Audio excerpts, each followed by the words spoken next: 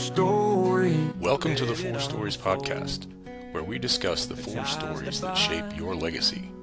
The story of your father, the story of his father, the story of you, and the story of your children. My name's Walt Vieira. I'll be your host. Tell me your story. Tell me your story. I'm here to hear. Hey, man, what's going on? Hey, It's good to see you. yeah, good to be here. Thanks for having me. Yeah. We're in for a treat today, everybody. I want to introduce you to my friend, longtime friend, and former colleague, Jason Gates. How you doing, man? I'm doing great. Life on the farm. Yeah. How are things in Carolinas? Things are good. Spring is just around the corner. We've got grass is just starting to come up, which is really exciting to kind of give the landscape a little bit better appearance. Everything's been dead and dry all winter, and I'm ready for springtime to get here. I get that, man. You and me too. I can't wait to see leaves on the trees again. That's what I want to see. Right. Well, let's do this. To get started, let's just tell everybody a little bit about yourself. Yeah. Well, like Walt said, my name's Jason Gates. I live in Lillington, North Carolina. So if you're not familiar with North Carolina, Lillington's about an hour south of Raleigh, middle of rural farmland. I live here with my wife of 19 years. We have 4 kiddos, 15 down to 7. And we have a small farm that we grow enough meat and food for our family and a handful of others. We also run a retreat off of our farm. It's called Milk and Honey Acres. We are building, I think what we want to call it is really more of a gathering space. We initially said it was going to be a retreat center, but that sounds too churchy. So really what we are doing is just creating a space for the body of Christ to get together, to have community. We also do monthly workshops on various topics and retreats for certain, groups of folks. But yeah, love it out here. We've got about 150 acres of pine trees and river access and enough trails for the kids to explore and get lost, and it's great. It really is a good spot, man. I love going out there. Yeah. Hopefully we can do that again this year. We can go out again. Yeah, I hope so. Walt and I and a group of men got to go camping out in the woods for a few days, share our stories. It was fun.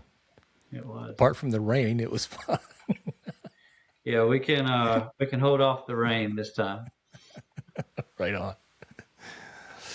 Well, listen, part of the Four Stories podcast is obviously, which is getting men to get together with other men and tell their stories. And so what I'd like to do is just ask you to tell us a story about your father. Yeah, well, so I emphasize this land and the farm because really that's where the story begins. It actually started prior to him. So he grew up here. His family owned, a lot more than it is now. So it was 500 or 600 acres of farmland, and so he grew up here. But early on in his childhood, in his teen years, he left due to really just some childhood trauma that he would kind of turn and run from this land and not really look back. So he grew up one of 4 in rural countryside where you farmed to stay alive and to make a little bit of money. Life was hard.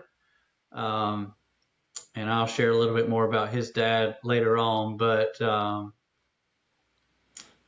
I I like to say I grew up the child of an alcoholic. I used to say that my dad's an alcoholic, but I'm excited to say that the Lord is beginning to redeem that, and I'm starting to see a shift, and that's been really exciting to see. But life growing up in a home with an alcoholic dad was a bit tricky. You just never quite knew what the day was going to hold. Definitely created some childhood wounds that I would soon find out would come back to haunt me in my later years. But he had a really strong work ethic, which he passed along to me and my brother. But he spent most of his life, in my opinion, kind of running away from those childhood wounds. And for him, it was running to the bottle or to beer. And so, yeah, it just honestly, I didn't know a lot about his childhood until just recently moving back.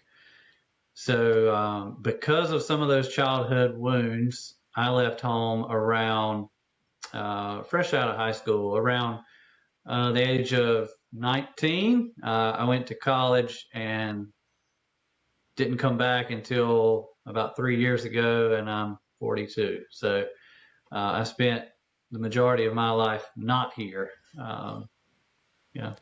So would you say that your dad was an example of not someone not to follow in his examples in your earlier years? You know, I've come to appreciate him for who he is and for a lot of the character qualities that he instilled to me as a child. And it's been easier to kind of separate his struggle with alcohol and him as a person. The more time I've spent away, the easier it was to kind of separate the two. So growing up, my mom would say over and over, she would say, he's doing the best he can. He just doesn't know how to show love. And it's funny because that same, he just doesn't know how to show love, is a part of his dad's story as well. And so, my dad wasn't one to be very mushy, like there wasn't the I love yous and the you're doing a great job. It was more of, this is what it takes to be a man and to provide for your family. And that was kind of it. Very, Yeah. How old is he now? 72, I believe. Let's see. Okay. I have to do some math. 73. I think he just turned 73. And so he had brothers and sisters too, right? Yep. So he was one of four. They grew up literally across the street from where I live now. Two of his sisters have since passed away. One lives about 30, 45 minutes away, but they have zero communication. I mean, it's just their childhood was so hard that it caused their family to just really struggle to connect. Mm-hmm. Yeah. So that actually begs the question then, okay, so tell me about his father. Tell me about your grandfather. Yeah. Well, if you would have asked me that, say, 5 years ago, I couldn't have really given you very much because as a child, my dad, I think, emotionally blocked off a lot of the memories that he had, and he wouldn't talk about it as an adult. So I didn't know a lot about my granddad growing up until we felt the Lord kind of calling us back to this area. And so my grandmother, so my dad's mom passed away. Let's see, I think it was it's been within the last 10 years, but it was prior to me coming back, and I had a great relationship with her. But she wrote a letter out and left in her home prior to passing away that kind of told the story of what it was like um, in their home. And so my mom had given that to me and allowed me to read it. I mean, it was like 17 pages. It was more knowledge of my dad's childhood than I had ever received.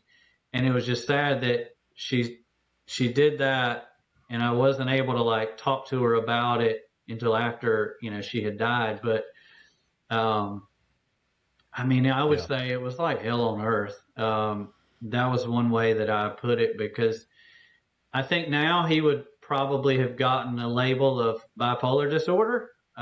He Right. would be one way and would be doing the best he could and always provided for his family, but then something would click. And literally, the words that my grandmother wrote down were when he got that look in his eye.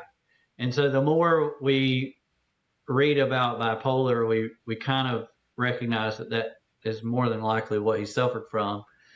But very abusive to both his wife, which would have been my grandma, and all of the kids, physically, verbally, um, would hold kids at gunpoint and say, do you want to live or do you want to die? And I mean, just really, really hard stories to hear. And he Right. was an alcoholic.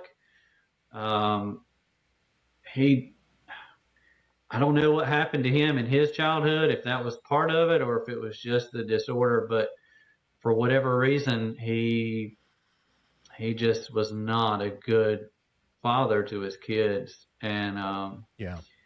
so at 11 years old, I think the family had all they could take when my dad was 11 and literally held his dad at gunpoint so that his mom and siblings could run away. And Wow. yeah, and so he stayed along for another year, but then at 12, he left home as well. And so all this kind of went down. Um, like I said, on this farmland, there's an old farmhouse across the street. I drive past it every day and wonder, like what all did take place in that home because, my dad doesn't like to come out here anymore, and Right. but we're redeeming the land. That's awesome. Yeah. And you wonder why he doesn't want to come out. Now I get that. Yeah, Yeah. Yeah. When I think about the power that a father has to pass down to his kids and to his kids' kids, generational things, either blessings or cursings, it's a tremendous amount of power to recognize that, you are going to leave a legacy one way or another, good or bad. And sometimes you can't really blame your parents because you don't know, or maybe you do know, some of the things that they had to live with, and right. you don't know how much of a struggle that they were having to overcome what they experienced. So, yeah, that's And that's amazing. that to that point. I feel like I went through so much of my life holding a grudge against my dad for something that he didn't necessarily have anything to control. And for so many years, I would ask my mom, like, why didn't you just leave? Or how could you put up with all the junk? And we finally actually had that conversation, and she said, I was doing it for you boys, for me and my brother. She was like, I was just trying to keep the peace so that we could have somewhat of a stable, whole home. And so Right. I admire her for that, for so many reasons. And they've been married now for over 50 years. And, um, but yeah, I have thought about that point a lot of just the trauma and the experiences that he got as a child and how um, messed up that was. Yeah. I mean, I don't have any other words. It's no wonder that he would hide his emotions and turn to alcohol to try and drown out some of his past Yeah. memories. Jason, it's not that uncommon. I hear a lot of that And so what I'm curious to know is how did you get to the place where you are with what you just described from your past, your history that was handed down to your dad, handed down to you? How did you get to where you are from what was handed to you? Yeah. Well, the 2-word answer is "but God." Yeah. But I'll elaborate a little bit more. Um, you know, um, I left home shortly after high school and pursued trade school and then university and then a career. And I was just continuing to kind of run away from my childhood, very similar to like my dad did. And even though mine wasn't nearly as traumatic as his was, there were those childhood wounds that I could see I was running from. And my senior year in college was kind of when it all hit the fan. My wife and I had been, or my fiance at the time, we lived together for about 5 years prior to getting engaged. And so my fiance at the time, um, our relationship was on the rocks, and she found out about some pornography um, that had been kind of hidden in the do not discover files, like the things we don't talk about openly. And she said, well, I'm just not going to put up with that. And basically said, let's call off our wedding because I can't deal with that. Now, just as a side note, growing up, pornography and the way that we viewed women was just so skewed from how it should have been.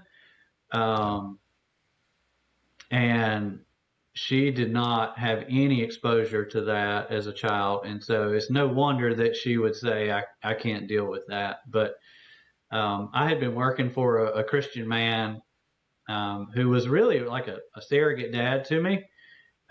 He was just such a great role model, and he ran a business and he hired me.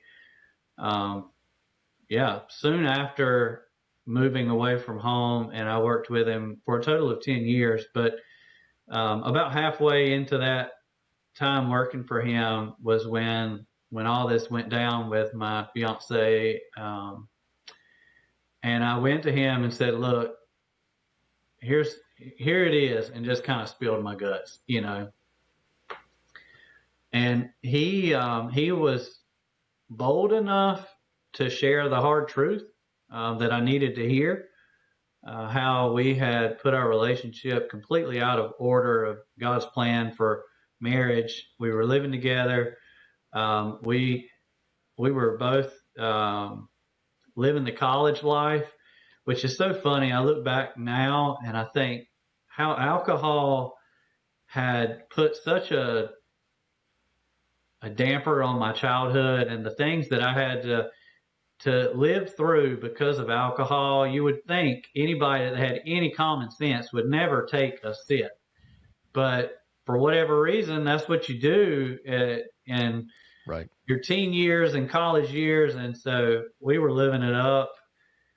And he says, Jason, man, y'all have really kind of stepped out of God's plan for marriage. I can see that you're not living life like you should be.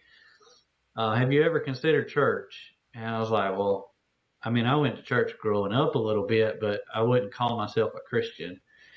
And he just gave me a charge like, hey, what if you considered this? And so we started attending a church, and man, it is just amazing. He shared the gospel with me and told me about the love of a heavenly Father, and I can completely, without any doubt, say that God completely turned my life around. And it wasn't anything that I did. It wasn't like out of grit or striving. He just took all of the insecurities and the sin and obviously not all the sin all at once because we still struggle, but man, he just really just turned my life around. And so shortly after that, my wife and I, we kind of rededicated our relationship. So we had about a 6-month time where we were still living under the same roof, but we started our relationship over. We call it a baptism of our relationship. And for the 6 months prior to our wedding, we started over. And That's awesome. man, God really just blessed that. And from there, we started doing inner city ministry. We were kind of we were able to both use our childhoods, our wounds, the things that we had learned not to do, and the things that we had seen growing up, and we were able to use that as a platform to minister to others, and it was just great. So yeah, so God turned my life around. It wasn't of my doing, and Sure. Sure. fast forward a few years, we were doing missions through the church quite a bit, and God gave us this crazy idea. What if we went into full-time ministry?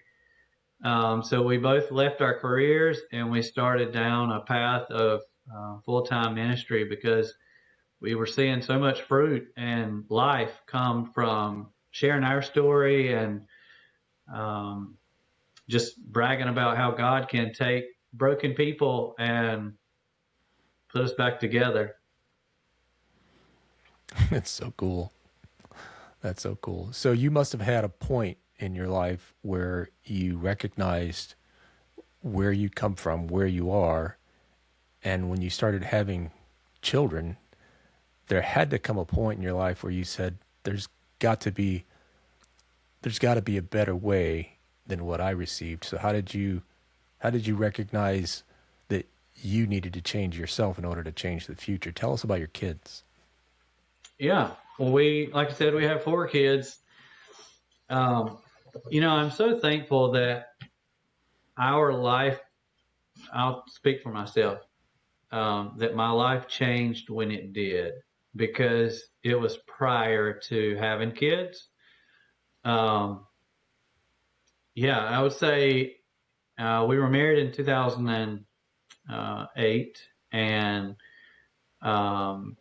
we had our first kid in 2010. And so for those 2 years in between, really God getting a hold of us, and those 2 years without kids, he really helped me to find out what it meant to be a child. And I'm so grateful that happened prior to our first kid, because there was a time where we started putting stakes in the ground, and we said, here are the things that we're going to make it a point to and not to do because of our own childhoods. And so, I made that comment about alcohol. One of them was drinking. It's like, it doesn't, I do think that there are people who can have a social drinking, a beer here and there or a glass of wine and be completely fine. But for us, it just wasn't worth it. It was like, I see what that has done, and we're going to say no alcohol in the home. That was easy. But then also, with my view of women growing up and the way that actually our wives or our women, I mean, they're a gift. And I was not treating my wife as a gift. Now I have 2 daughters, and I view them as gifts, and I am excited for when a young man comes into their lives, and I'm going to tell them if he needs to treat her as a gift. But we read a lot of parenting books, and we did parenting small groups, and we did all the things. We listened to radio podcasts, but honestly, it's getting in the Word and it's finding out what a heavenly father is and what it means to be a godly parent has been the biggest shift for us. That's so cool. Yeah, I know where you've come from. I know your story. It's been so cool to get to know you over the years and to see where you are now and to see what God is doing in your life and through you to your kids. God has just truly blessed you with what you're doing for your family, your legacy, and also for the future. Because I know, your sons are experiencing a different kind of childhood than you, your father, or his father experienced. And man, it's just such a blessing to see. Yeah, I mean, I still screw up.